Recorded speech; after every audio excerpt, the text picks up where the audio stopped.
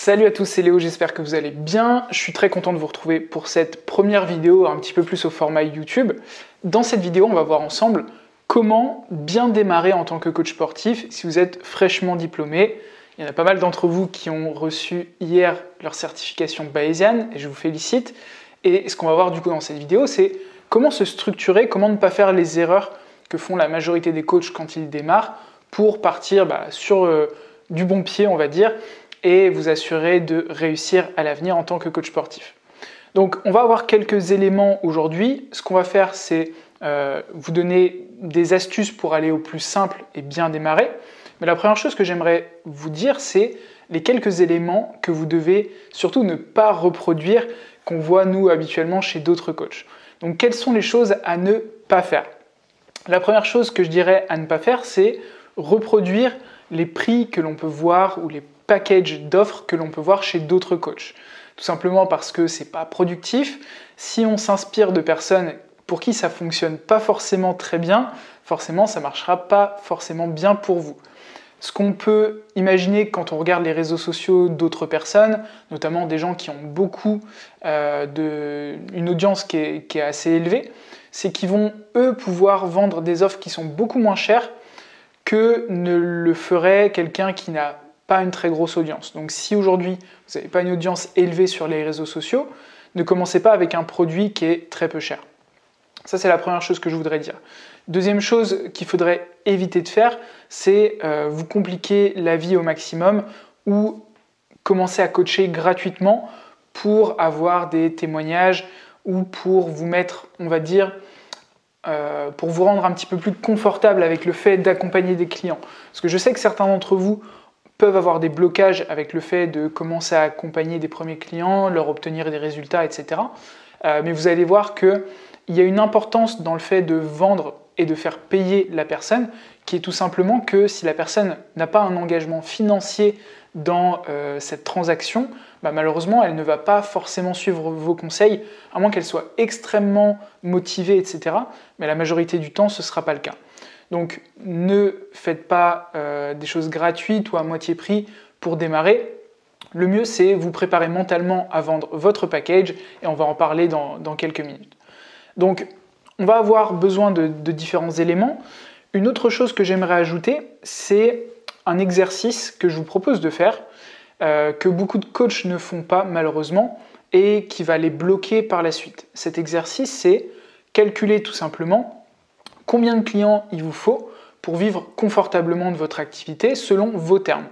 Donc, si vous souhaitez par exemple gagner 5 000 €, je vois pas mal de coachs avec qui j'échange au téléphone qui se positionnent par exemple avec des offres à 100 € par mois.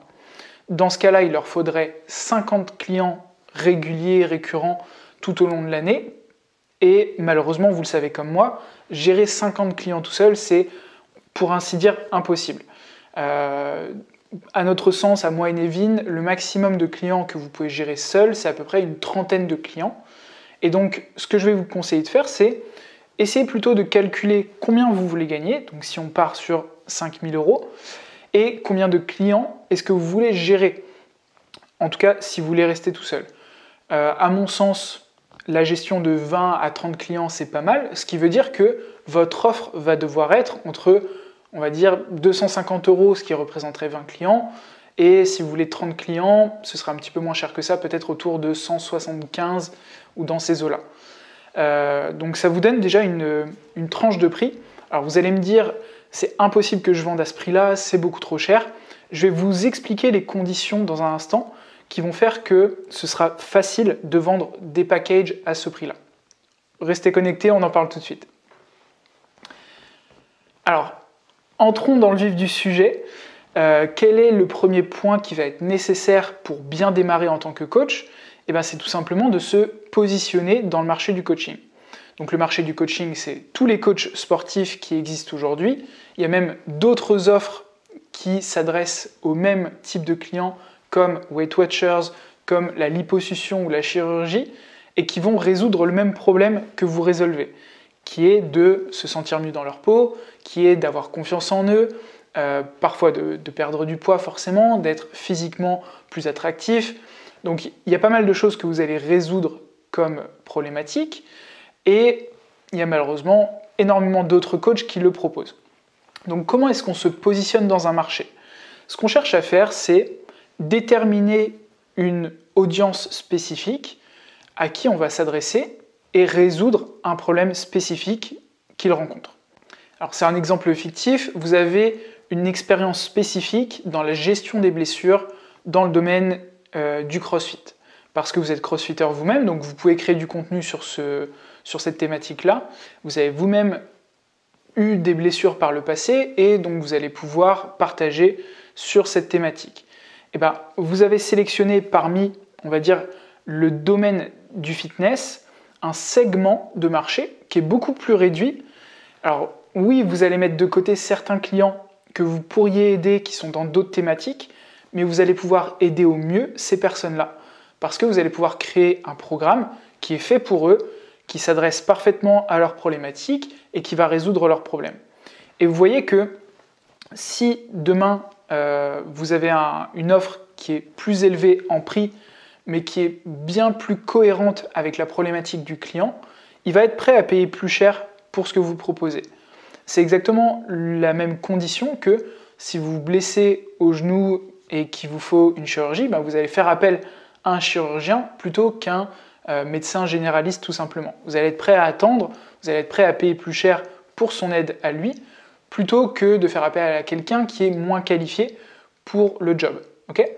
Donc plus vous résolvez une problématique qui est profonde et spécifique, plus vous allez pouvoir faire payer cher en général, et c'est pour ça que vous devez vous nicher, vous positionner dans un plus petit segment de votre marché.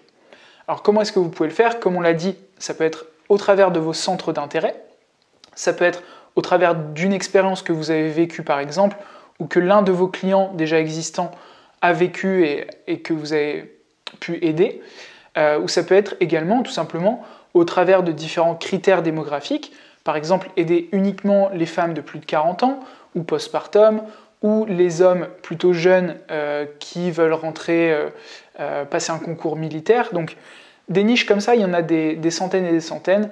D'ailleurs, si c'est quelque chose qui vous intéresse, avec Nevin dans Fitness Business Academy, c'est le premier step sur lequel on travaille ensemble en coaching dans notre accompagnement et je reparlerai à la fin de la vidéo.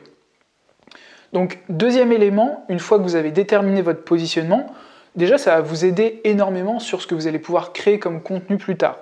Parce que si vous connaissez parfaitement l'audience à qui vous allez vous adresser, bah, c'est beaucoup plus facile pour vous de créer du contenu qui les concerne. Donc vous n'allez pas être perdu dans la création de contenu qui n'a pas trop de sens et qui touche un peu personne. Là, vous allez pouvoir faire quelque chose de vraiment segmenté et qui s'adresse aux bonnes personnes. Donc le deuxième élément dont vous allez avoir besoin pour vous lancer, c'est créer votre offre. Donc on l'a dit, il vous faut un objectif spécifique à atteindre avec vos clients. Donc ça va plus être ce qu'on appelle votre promesse. Et en général, on essaye de faire en sorte de pouvoir le dire en une phrase. Par exemple, j'aide les pratiquants de CrossFit qui se sont blessés à l'entraînement à retrouver un niveau compétitif. Là, on aurait ce qu'on appelle une proposition de valeur qui est cohérente, très claire et que vous allez pouvoir présenter à vos clients potentiels. Donc ça, c'est un élément de votre offre. Le deuxième élément, c'est qu'est-ce que vous allez mettre à l'intérieur de votre offre. Est-ce que vous allez mettre simplement l'entraînement ou l'entraînement plus la nutrition ou l'entraînement et la nutrition plus des vidéos à disposition et des intervenants et un groupe privé de clients? C'est à vous de gérer finalement tout ce qui va être nécessaire pour que votre client passe du point où il est aujourd'hui au point où il veut être d'ici quelques mois. Donc essayez de comprendre quel va être le parcours nécessaire pour lui faire atteindre son objectif et à vous de packager tout ce que vous allez pouvoir mettre à l'intérieur de cette offre. Pourquoi est-ce qu'on le fait de cette manière-là et qu'on essaye en général d'avoir une seule offre? Tout simplement parce que la plupart des clients sont complètement perdus quand il s'agit de sélectionner ce dont ils ont besoin. Donc ils vont se retrouver parfois en face peut-être d'une offre avec simplement l'entraînement, avec l'entraînement plus la nutrition, avec l'entraînement et la nutrition et encore autre chose, par exemple le coaching mental, et malheureusement il ne va pas être capable de choisir ce qui lui convient le mieux parce qu'il ne s'y connaît pas suffisamment. Donc ce qu'on cherche à faire, c'est réaliser une offre qui va permettre au mieux au client d'atteindre son objectif. Ce qui arrive également souvent, c'est que si vous avez quelqu'un qui est en fort surpoids et que vous avez besoin de l'aider, si vous lui proposez uniquement l'aspect entraînement, malheureusement, s'il n'a pas la nutrition, il n'arrivera pas à ses objectifs. Donc ça va être contre-productif de ne lui offrir qu'une seule partie du programme. Okay ? Donc voilà un petit peu pour l'offre. Dernier élément de l'offre, on a bien entendu le prix. Donc on en a un petit peu parlé tout à l'heure. Il faut vous rappeler également que tous les prix existent, les prix sont inventés, que ce soit ce que vous achetez sur le marché le dimanche midi ou peu importe quoi, tous les prix sont inventés. Donc on peut trouver, je sais pas, j'ai un ordinateur devant moi, un ordinateur à 1000 € comme un ordinateur à 100 000 €. Qu'est-ce qui va différencier le fait qu'on puisse vendre un ordinateur à 100 000 €? Tout simplement le type de personne à qui on va le présenter. Il y a un type de personne qui va être intéressé par ça, soit parce qu'on peut le collectionner ou peu importe, mais ne soyez pas fermé en termes de prix et ne vous alignez pas forcément sur les autres coachs. Moi, je vous conseille personnellement de vous positionner plus haut en termes de prix que les autres, tout simplement comme on l'a dit tout à l'heure, parce que vous allez avoir une expertise spécifique. Et ce qu'on va chercher à faire en termes de prix, c'est créer un premier tarif que l'on va proposer et le confronter au marché pour voir si les personnes sont prêtes à payer ce prix-là. Si on voit qu'on réalise pas mal de ventes, qu'on n'a pas de difficulté à vendre à ce prix-là, on peut tout simplement commencer à augmenter notre prix. Mais attention de ne pas commencer trop bas et d'accumuler des clients à qui vous allez devoir changer le tarif plus tard. Okay ? Point suivant, ça va être tout ce qui est plateforme. Donc là, on a vu jusqu'à maintenant positionnement de votre offre, le packaging de votre offre entre le prix, la promesse et ce que vous allez mettre à l'intérieur. Et maintenant, il va falloir le présenter à un maximum de personnes. Donc dans cette vidéo, on va s'arrêter à ce niveau-là. Je vais vous expliquer 2-3 éléments sur là où on va pouvoir commencer à présenter son offre. Mais il faut comprendre également qu'il y a encore plein de choses à voir derrière. Là, on est dans le cadre où vous êtes entre guillemets débutant et vous allez commencer à confronter votre offre au marché. Mais on a aussi, par la suite, la création de systèmes, s'assurer que les gens viennent à nous plutôt que de les chasser entre guillemets sur les réseaux sociaux, mettre en place de la publicité, des moyens de capturer les adresses email, mettre en place des équipes, et voilà, tout ça, ça viendra plus tard. Mais si vous démarrez aujourd'hui, ce que vous allez devoir comprendre, c'est où sont les personnes et où se rassemblent les personnes que je cible. Exemple, si vous adressez aux hommes de plus de 40 ans, peut-être que le meilleur endroit pour les atteindre, ça va être Facebook et LinkedIn. Si vous vous adressez aux femmes entre 18 et 26 ans, ça va être peut-être plutôt TikTok et Instagram. Donc en fonction de ça, il faut que vous soyez capable de créer du contenu qui va à la fois les attirer, les divertir, les informer et les amener surtout vers un appel de vente qui est extrêmement important et le faire du coup sur les bonnes plateformes. Donc pourquoi est-ce qu'on emmène sur un appel de vente ? Simplement parce que vendre au travers des réseaux sociaux, la personne ne va pas avoir les informations nécessaires pour prendre une décision qui est informée.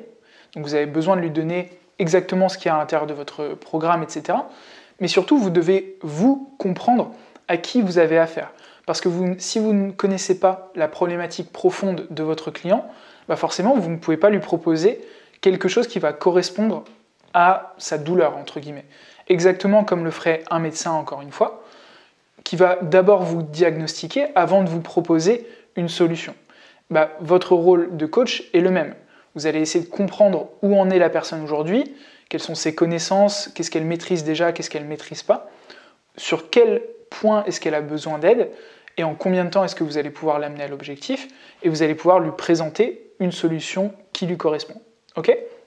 C'est une des raisons principales pour lesquelles on fait une vente soit au téléphone ou en visio de préférence.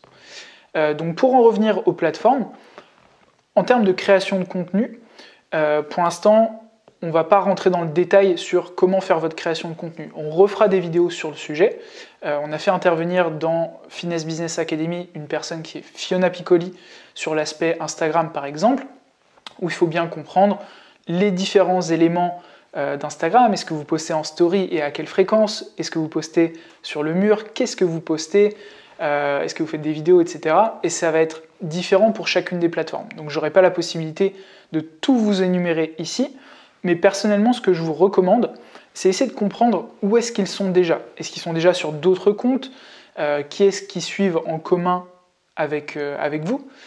Et le but, ça va être soit de créer des posts qui vont être à peu près similaires, ou en tout cas qui vont attirer leur attention, et au travers des stories, notamment sur Instagram, de les amener justement vers les appels. Donc plutôt les posts pour attirer l'attention, grâce au hashtag, etc.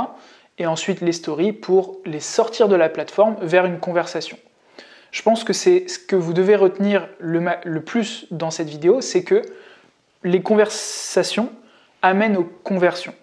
Plus vous avez d'échanges physiques, humains avec des personnes, plus vous avez de possibilités de vendre vos offres. Et donc ce que je vous conseille, c'est entrer en relation avec toutes les personnes qui vous suivent. Il y a déjà des gens dans votre communauté, certainement, qui aujourd'hui ont le besoin que vous pouvez présenter.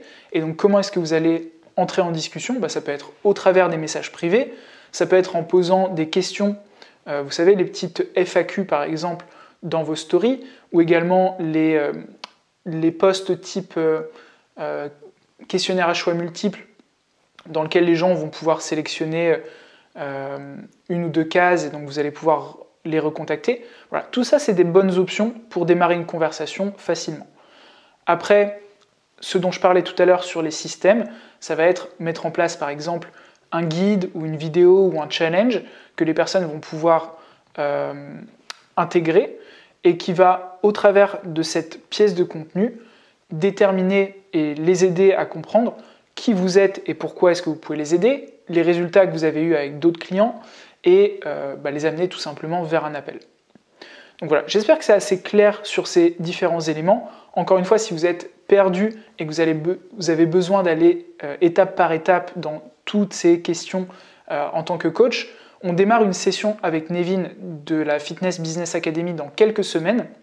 Et si ça vous intéresse d'échanger sur le sujet avec moi, mettre en place un plan d'action pour votre business, vous pouvez le faire tout simplement en remplissant le formulaire sous cette vidéo.